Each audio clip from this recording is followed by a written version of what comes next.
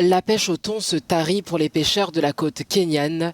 Le réchauffement des eaux qui force les espèces de thon à modifier leur schéma de migration s'ajoute à la surpêche pratiquée par les grands navires, deux facteurs qui fragilisent la pêche artisanale. Le thon est principalement pêché par des personnes possédant des engins de pêche perfectionnés. Ces engins appartiennent aux riches qui pratiquent la pêche sportive. Et nous, contrairement à eux, nous utilisons encore des bateaux de basse qualité. La plupart des pêcheurs artisanaux n'ont pas les compétences ni le soutien financier nécessaire pour rivaliser avec les grands navires qui usent de satellites pour repérer les différents bancs de thon dans tout l'océan Indien.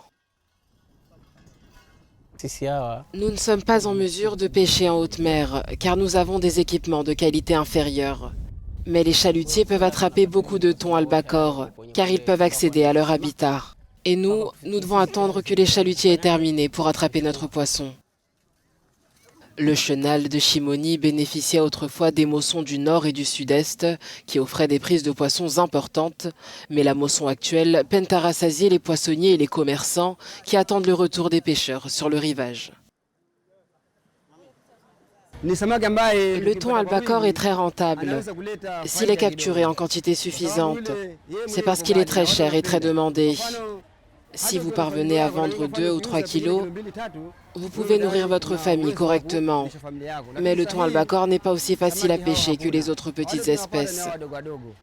Will Kaloum, responsable des océans au sein du groupe environnemental Greenpeace, rejette une partie de la responsabilité sur les dispositifs de concentration de poissons qui capturent souvent des spécimens trop jeunes. Ces dispositifs sont comme des radeaux flottants qui attirent les poissons afin qu'ils soient beaucoup plus faciles à trouver et à capturer. Ils entraînent des niveaux très élevés de prises accessoires et ces prises accessoires sont le plus souvent des juvéniles ou de jeunes albacores. Cela a donc un impact énorme sur la population d'albacores dans l'océan Indien, sur les communautés côtières qui en dépendent. Il est nécessaire que nous cherchions un moyen de réglementer correctement la pêche du thon à nageoires jaunes afin que nous soyons en mesure d'avoir une pêche durable, dans le sens où nous devons pêcher d'une manière à ce qu'ils puissent avoir le temps de se reproduire et d'être en mesure de continuer à jouer leur rôle de prédateurs supérieurs et ainsi maintenir l'équilibre de l'écosystème.